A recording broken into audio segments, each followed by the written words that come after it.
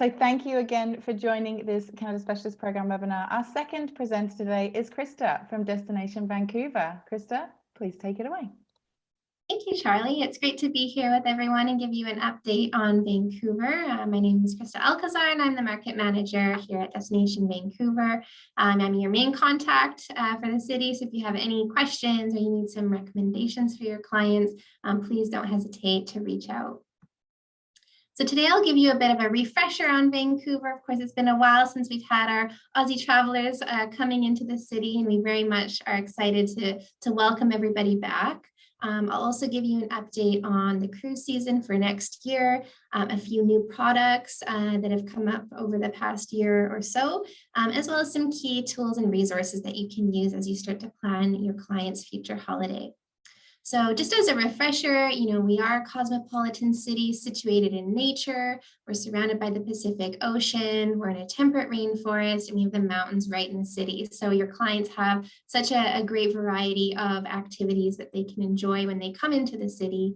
As well, the city is very residential. There's a lot of people living right in the downtown core, which is great. It's a very walkable city. You can generally walk from one end of the downtown core to the other in about 30 to 45 minutes. And it's also a really bike-friendly city, so you can rent a bike and explore the city by bike as well.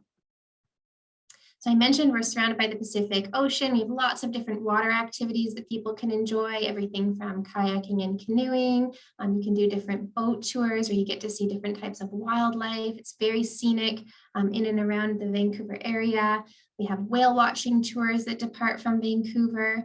And you can even do things like stand-up paddleboarding. So there's a lot of areas, especially in False Creek, that are calmer waters. So you can even do the stand-up paddleboarding and enjoy all the spectacular views of the city.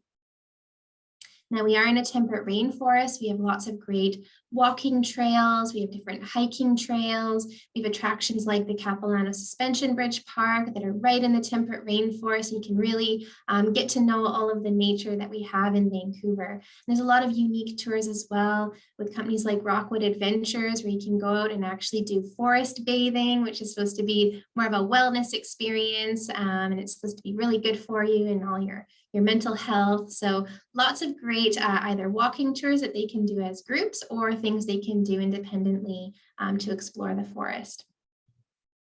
Now, of course, we do have lots of great parks and gardens.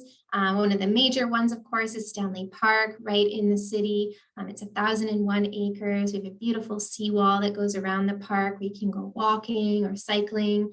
There's lots of activities as well within the park. There's mini golf, there's tennis courts. There are 3 beaches in the park that people can go and enjoy some time by the water.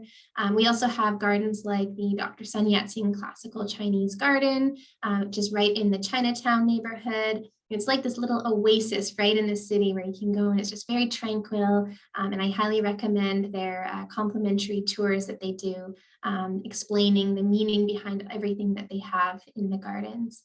Then we have Van Dusen Botanical Gardens, as well as Queen Elizabeth Parks. There's lots of great outdoor spaces that people can enjoy, grab a picnic and go sit outside during the summer months. So lots of nice spots that they can choose from. And then, of course, we have 3 mountains right in the city as well. We have Mount Seymour, Grouse Mountain, and Cypress Mountain. So they do have skiing and snowboarding in the winter time. However, in the summer months, the most popular one would be Grouse Mountain, which is a year-round attraction, especially attractive to go and see Grinder and Kula, the 2 resident grizzly bears that live there. They have a 5-acre habitat, and it's a fantastic opportunity to go and see grizzly bears, but also learn about them. They do ranger talks throughout the day. So that's definitely a highlight. Of course, we have lots of great city attractions as well. So things like the Museum of Anthropology, who have a great gallery full of First Nations story poles and other types of art. And then, of course, pieces from around the world as well that they can view. We have Science World, which is a really fun family favorite. It's an interactive science center with a big IMAX theater as well, right in False Creek. So that's definitely very popular for families. We have Flyover Canada, which is our virtual flight ride located right at Canada Place. And it's an experience that goes from the East Coast to the West Coast of Canada. You feel like you're flying across the country. You see 17 different landscapes and all 4 seasons. And then we have our Vancouver Lookout, which is a fantastic spot to start if they've never been to Vancouver before, because you get those 360-degree views of the city, really get your bearings of where you are in Vancouver from up top. And then we do also have our Vancouver Aquarium, which is located right in Stanley Park. They're focused on research, rehabilitation, and conservation of marine animals. It's very educational and informative. You get to see some really cool species, especially from the coast of British Columbia. Now, generally, we do recommend a minimum of 3 to 4 nights in Vancouver because, of course, there's so many things to do. You know, by the time you start adding it all in, you're going to need at least a few days to go and explore and do it justice. So keep in mind when you're building out your client's itinerary for Western Canada, definitely pencil off, 3 to 4 nights in Vancouver. I wanted to give you a few essential updates as well. Of course, now traveling is a lot different than it used to be. So I wanted to highlight that, as of September 7th, of course, international travelers are welcome to enter Canada. And in doing so, they will use the ArriveCan app, which is something they can download on their phone, and they would enter their vaccination status as well as where they're actually traveling to. And then once they're in BC, we currently have a requirement in place where they have to show their proof of vaccination for discretionary services. So things like restaurants, they would show a proof of vaccination using the same ArriveCan app that they use to arrive into Canada. And they can use their passport as a piece of government issued ID to go along with it to show that they are who they say they are. This is not required for non-discretionary services, things like grocery stores or government services, but it is in place for restaurants, indoor gyms, indoor events that might be happening. And we know that that will be in place probably until at least January. Beyond that, we're not sure, but this is what they've implemented for now. Now, we do have 4 vaccines that are approved in Canada, so I've just listed them there at the bottom of the slide, just so you're aware of which ones are currently accepted. And then within Vancouver itself, our hotels are open. Some are operating just at lower capacity due to lower staffing levels, but they are starting to build up and bring staff back. We also have a requirement for advanced reservations for all our attractions. This is something that's just helping them manage capacity and making sure that everyone has a safe and enjoyable experience when they're exploring the attraction. Currently, masks are required for all indoor public spaces as well as on public transit. And the good thing to know is that all businesses across BC have to have implemented a COVID-19 safety plan. And they've been doing this since last year when everything sort of reopened. So they've been doing this for a while now. And so all of those businesses across the province do have to have that in place. On our homepage on destinationvancouver.com, you can search different suppliers and actually see their current operating status. So that is a resource for you if you're wondering if something's open or not.